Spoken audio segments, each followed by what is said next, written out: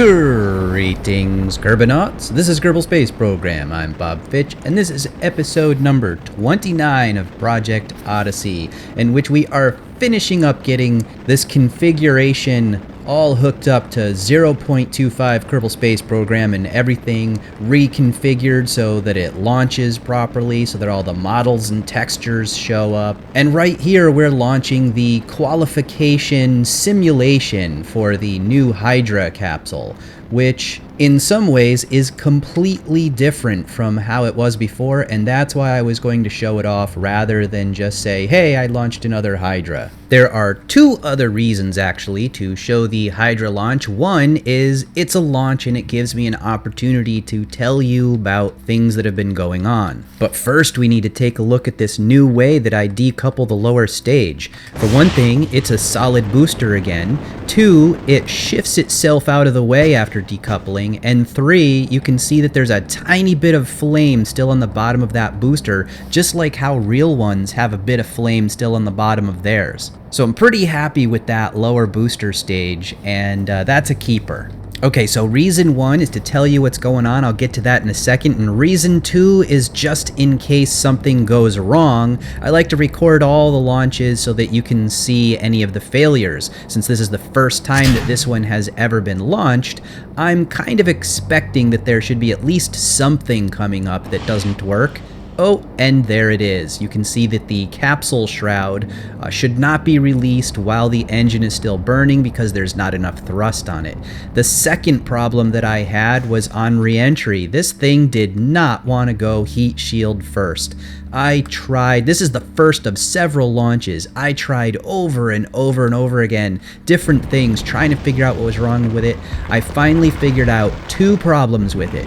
One, I needed to create my own special Ferrum Aerospace module for the aerodynamic properties of the capsule. And number two was that compartment that you're looking at right under the capsule, right above the heat shield. It's right there. You can see boxes inside of it right now. That compartment needed to have a special name. I had called it the cargo area, and it would have been okay if I had called it the cargo bay, but ultimately I decided to change the name of it to service compartment. Both cargo bay and service compartment are viewed by Ferrum Aerospace specially so that it doesn't create extra drag. Finding and fixing that problem took a very long time and included several stops in the forums to post questions on the Ferrum thread and on the actual thread where I got the capsule in the first place. As a result, I needed something else to do to take up some of the time so that I could work on an idea with the capsule and then take a break and do something different. And one of those different things was to begin working on the life support module for the space station. So here we're looking at the simulated flight for that, and I'm decoupling the lower stage in the same exact way that I did the solid booster for the Hydra launch,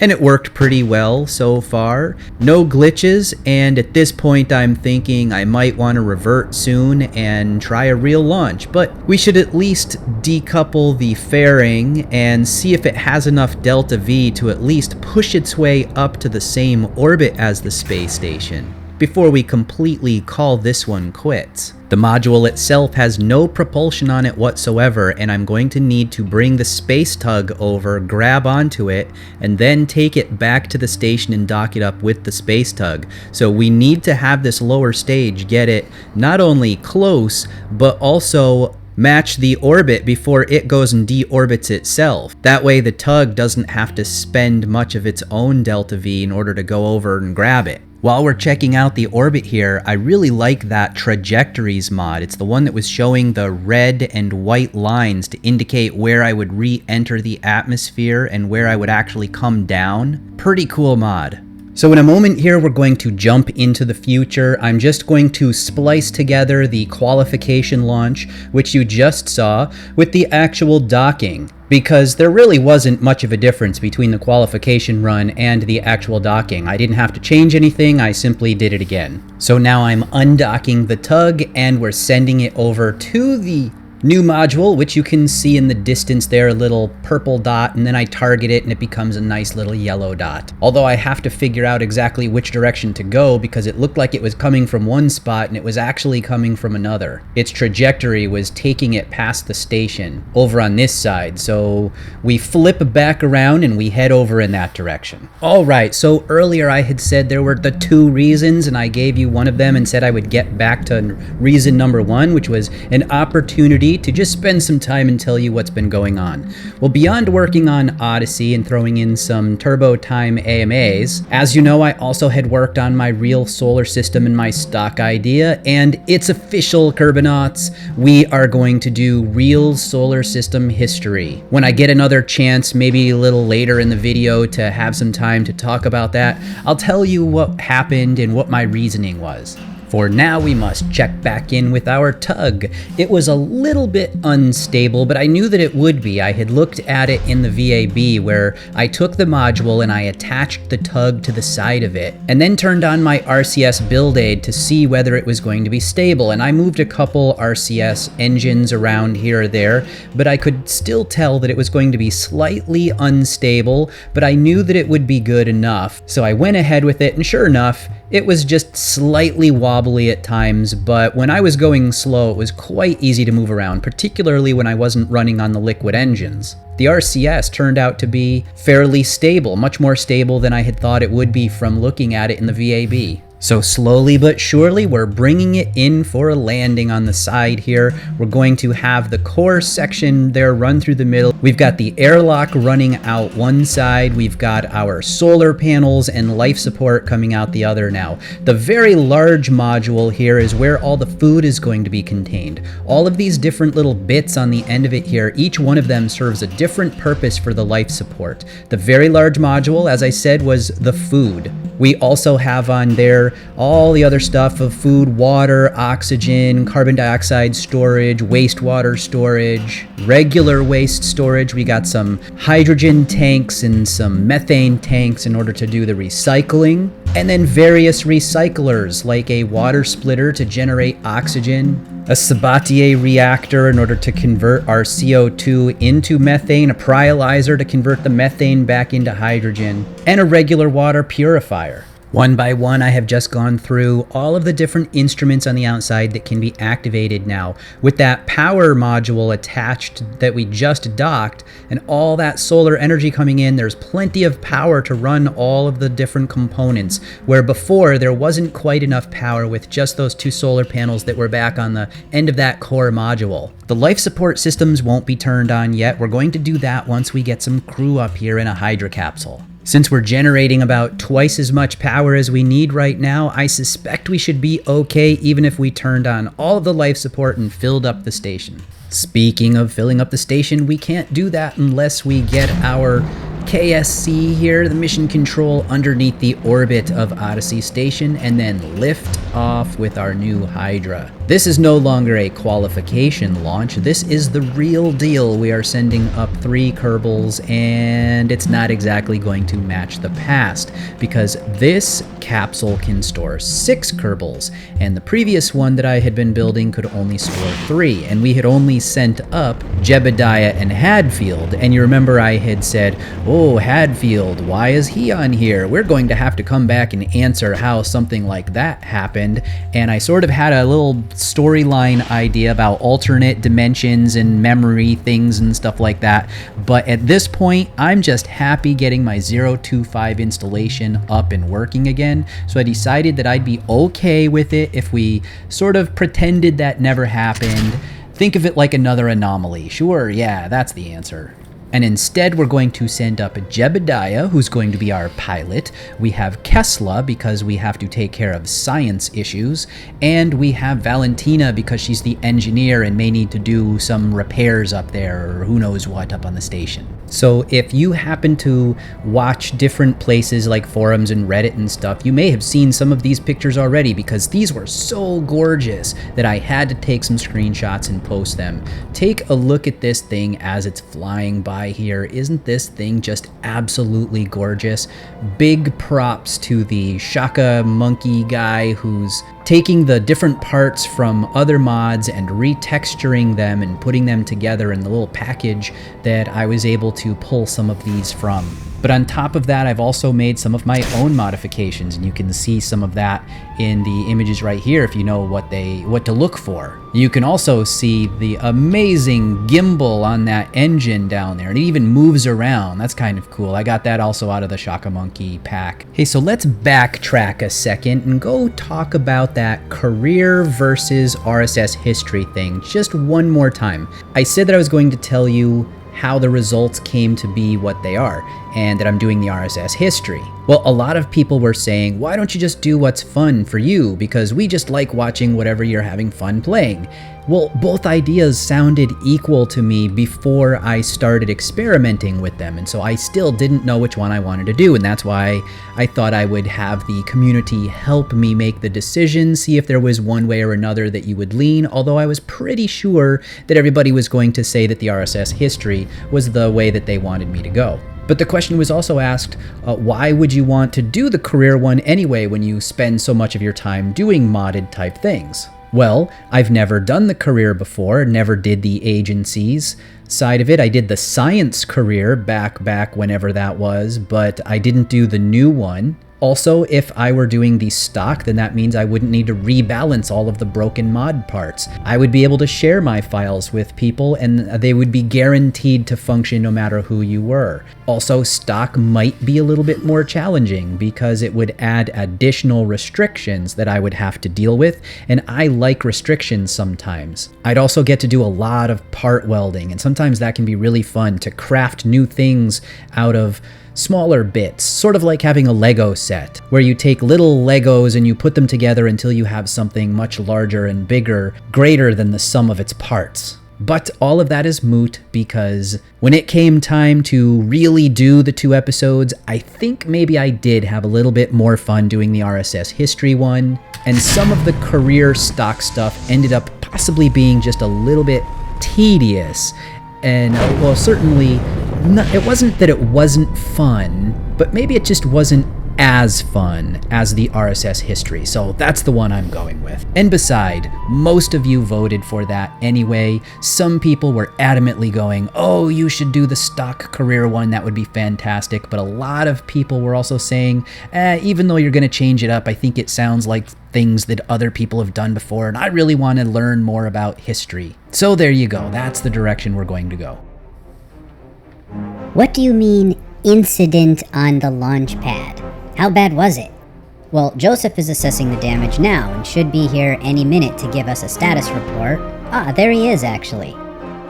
What's this about damage to our latest Molniya satellite? Well, our uplink failed and the engine shut down prematurely. And any resemblance to another launch failure that looked almost the same as this is purely coincidental. I have no idea what that even means. Never mind. What matters is the rocket barely left the pad before something went wrong. What sort of damage? We lost the engine, but the rest of it seems to be intact. Great. Slap a new engine on it, refuel, and get it launched by the end of the day. Yes, sir. Well, you heard our little friends. There was nothing wrong with that payload. The satellite had a couple chips of paint dinged out of it. All we had to do was slap a new engine under that thing and we were off. However, I was off looking at the map or something. I'm not quite sure what happened, and all of a sudden I heard a noise that made me look back at the normal view, and then I saw this, and boy did that thing like to spin. So yeah, not quite sure what happened there, but so much for thinking we were going to be able to relaunch the payload on a different rocket. We had to put up our backup satellite instead. But not before watching a very pretty mid-air explosion. Kaboom! That thing was pretty cool. Although later I get to see some really big explosions. Although I think you'll get to see those next week because those came at the very, very end of me making this episode. So now we are putting up the Molniya orbit satellite that will succeed in getting up into its position so it can provide the communications to the deep space communications satellites that have to be launched once again due to this 025 conversion. Although I never seem to get tired of watching these launch and fly by.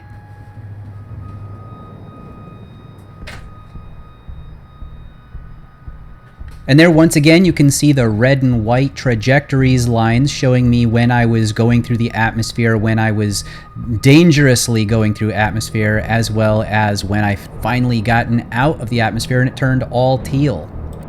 We're making our push now from down underneath the planet, getting ourselves up to about a 40 million meter apoapsis, and then decoupling that lower stage and sending it off behind us, where technically it's going to deorbit because it's still low enough that if this had been real life, it would get a little bit of drag every time it went over just over the top of the atmosphere. Real life, of course, doesn't have any imaginary line where suddenly there's no drag. So for that reason, and really mostly so that KSP won't have as many things to process and will hopefully go faster because it's not processing as much, I will sometimes go in and delete things that are just barely right at that 70-75 kilometer altitude range that theoretically, if this were real, would eventually deorbit. Most of the time, though, I try very hard to find ways to deorbit them naturally by having them flip over, point retro, do a little burn, radial burn, if it's anything that's going to escape Kerbin's SOI. So back to the launches. We are very, very close now to being completely caught up to where we were before. We need these two deep space communication satellites put back out there. Since you've seen this before, I'm just going to show both of them at the same time. One of them is obviously going one way, one is going the other way, and they'll go out to their respective locations relative to Kerbin to provide that communications link between here and Duna, because the next thing that we need to get back up there is that Duna Network that has the 11 or 13 satellites. I have to recheck that to make sure it can still be launched in the new 025 setup. So just a moment ago I was talking about how I can flip the boost stages around and do slight retro and radial burns after escaping Kerbin's influence.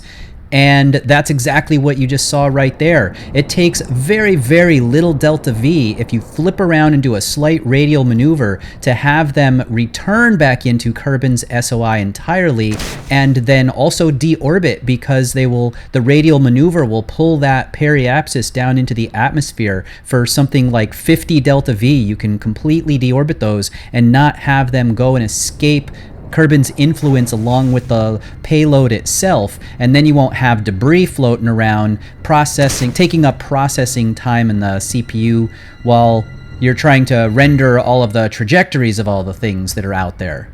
I'm being particularly conscious of my frame rate this time around, since I have had some issues where when you get lots and lots of stuff out in the universe, sometimes things slow down a little bit. Now I'm taking care of the deployment of these deep space communications satellites, and you can see that they look quite a bit different from how they did last time. They have two huge solar panels, of course, but also 4 communications dishes for various 50 gigameter ranges, as well as one 500 gigameter range that I can use to communicate with Jool, or anything beyond that if I should happen to find something that I need to send out farther than Jool. As I watch this back in the editor, I'm reminded that I had wanted to take a look at the animation speeds of those new satellite dishes right there. The guy who made them, I guess, maybe put in a very fast anim, I'm not quite sure. But if I go take a look at the part file, maybe I can figure something out to slow them down a bit. I'll hook up the links and we're done with these. Alright, a little bit of VAB time right now. I'm only going to cover the things that are significantly different from stuff that I've done before. Normally, it's not significant that I have these separation thrusters pointed up on the bottom of a stage that I'm trying to decouple. What is significant is when you saw in the video how this backed up a little bit and then shifted to the side, is I'm using two different types of thrusters. I have my normal thrusters down here, and I'm showing on the side the thrust profile of what the SRB thrust values would be inside these little ones here that just say separation thrusters. But I also have a second type. Look over here, I have Odyssey delayed retro. So this is the separation thruster and this is the delayed retro. They look the same, but they have different thrust profiles. So now I'm showing the second thrust profile on the left of the delayed retro. Those are used up at the top of the thing right here. So now you can guess what's going to happen is these immediately burst, pushing this back. These don't fire right away, but when they do fire, it's backed up a little bit and then this thing gets tipped over. Moving up underneath, you saw earlier this really good looking new lower stage, or I guess really upper stage, but lower stage to the upper payload, I guess is what I'm thinking.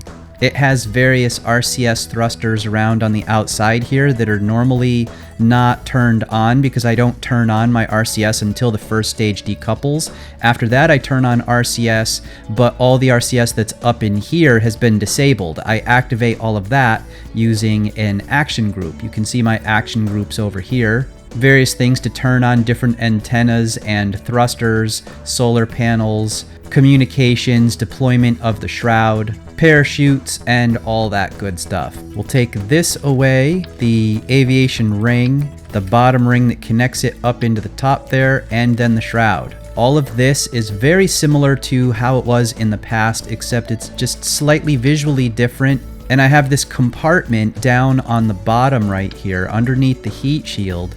There's a compartment that I can put some gear. This is accessible through this hatch on the side. I also have landing legs and engines, so this capsule can land under its own power.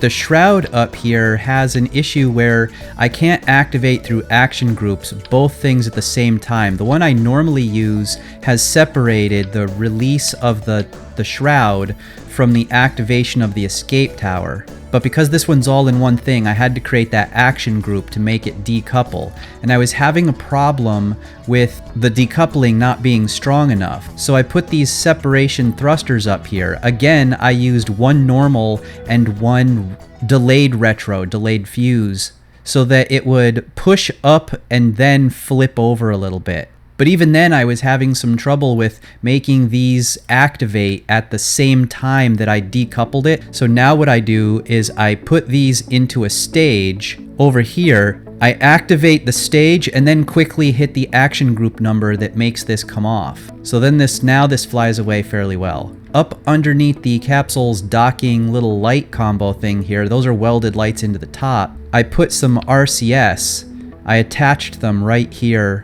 They're not welded in or anything. They're just attached right there, and then I can put this up there so that I can get some RCS control backward, sideways. This capsule is really cool because one of the things it does is it automatically puts in this shroud. See, that's what it looks like normally, but I wanted the heat shield and the compartment on the bottom. So I put this decoupler and it automatically puts in that shroud around the outside. However, I was having a lot of trouble with this re-entering. You saw earlier that it always wanted to flip over. Well, if we take this and let me pull this off the bottom here. If you check the center of mass and the center of lift, what was happening before was that this center of lift was underneath the center of mass. Also, something about the windows, I think, was causing it to be shifted over just a little bit. So it was right about here relative to this. It was right here, actually. So it was down a bit, and that what was happening there was causing this to flip in this direction, and it was absolutely uncontrollable. So one of the things I did was I researched exactly how Ferrum was doing its drag model, and I created a special basic drag model module that I attached to that capsule now. I also shifted the center of mass. You can see that I have a minus 0.5 at the top of this. So the center of mass shifts a little bit. And then with that basic drag model module, Ferrum was finally able to make that thing understand how to fly retro instead of nose first. I think there were probably 3 or 4 different significant parts of this that were required, like the cosine angle cutoff, the center of drag, and the CM curve at the bottom. Those were the most important ones, I think. But it took a lot of fiddling to figure out exactly what I needed to do with this. The other thing I did is I looked into Ferrum Aerospace a little bit, and I noticed that in their configuration file, it mentions that a cargo bay or a service compartment will both be treated specially. And I had originally called this compartment a cargo area. So by renaming it from cargo area to either cargo bay or service compartment, and I chose service compartment, Ferrum was able to then see that this could be treated specially and not create extra drag. The extra drag was also helping, even after I had fixed the capsule, it was also helping to flip this around in the wrong direction. So I had to fix both problems at the same time before I realized what it was. Here's our new life support compartment. This is the side that it docks to, and this section in the middle is where the food is being stored. I only filled it halfway. I figured I could resupply it later, and by only filling it halfway, there should be enough food up there for an entire year's stay before we need to send up any additional supplies. There's a couple extra shielded docking compartment nodes right here, so they're the same as these. We can dock new things on there if I were to change my mind and decide that I want to attach something, but currently I have no plans for anything specific to dock on there. We have a couple ship docking things on the sides here and here. If you saw my AMA, you saw that these lights are welded in to the part directly. Another thing of note is that this only contained food for life support, and that's because I have different compartments, different modules for each of the life support systems. These are my water tanks. They contain all the water, while this one over here is my wastewater tank, because I thought it looked a little bit like a sewage thing. It actually comes out of Interstellar. This is a methane tank, and it's part of the recycling system of the station. If we scroll around over to this side, you can see I have a couple more water tanks as well as a hydrogen tank, also used for the life support systems for recycling. Then for all the other life support, we have one module at a time. The pyrolyzer converts methane back into hydrogen with a little bit of waste left over. The Sabatier converts carbon dioxide and hydrogen into water and methane. The water splitter, of course, takes the water and splits it into oxygen and hydrogen, and then up here we have the water purifier turning the wastewater back into regular water. Just above them, I have my oxygen tank and my CO2 tank. The piece up here is strictly visual. It says it's an ammonia tank, but I'm not really doing any kind of waste heat or cooling. I do this tank just so that it looks like it should be part of a space station's cooling system. And then here we have our gigantic solar panels. Those were tweak scaled up to be 250% normal size to get the right amount of power income. So going back to the life support system, what'll happen obviously is that the crew is going to be generating wastewater, which goes into this tank and then up into the water purifier. They'll be generating waste from the food. That's simply going to go into the waste tank down here. And they'll also be generating carbon dioxide by breathing the oxygen. That gets first converted from the carbon dioxide into methane. The methane gets converted back into hydrogen. And for a backup plan, we also have the water splitter, just in case we need more hydrogen or oxygen to resupply the station, or to keep the hydrogen supply up to be used in the recycling systems. The Molniya orbit satellite is different in that instead of a normal fuel tank down at the bottom, I put these radial tanks just because I was looking for something a little visually different than I've done before. And it uses new dishes. You can see one of them right here. That's one example of a new dish. Actually, the other new dish I'm not showing yet. It's over here. It's for my Jool system sort of distances. I can open that one up, and that one would look like that if I were using it, but like I said, I'm not. These are a new custom part. They're not part of any mod. They're just one dish that I found on the forums. And then I had 4 arms for other dishes, where previously my Molniya orbit satellite only had the 2 big ones and 2 side ones. Now I have 4 side ones. And then the other thing is I've added a new extender, a piston sort of thing right in here. You can sort of see it. And that allows this solar panel to extend out, because I was thinking that if it was right here, see right there, that might clip. If this were to rotate, it would hit that dish. So I wanted this to stick out even more than it already did. And that's why I have these that let this move down like this, and at the same time moving this up like this, which allows them to stick out a little bit further and maybe not quite clip as much. The deep space comm satellites are also a little bit different, because for the same way that I'm doing the 4 dishes on the Molniya, I have 4 dishes that are these even larger size around here on the deep space comm instead of just 2. And then I have the 1 Jool sized dish right there in the middle. And of course, extenders to bring the solar panels way out to the side, just like I had on the other ones. Mission Commander, you're needed in the RTCC. On my way.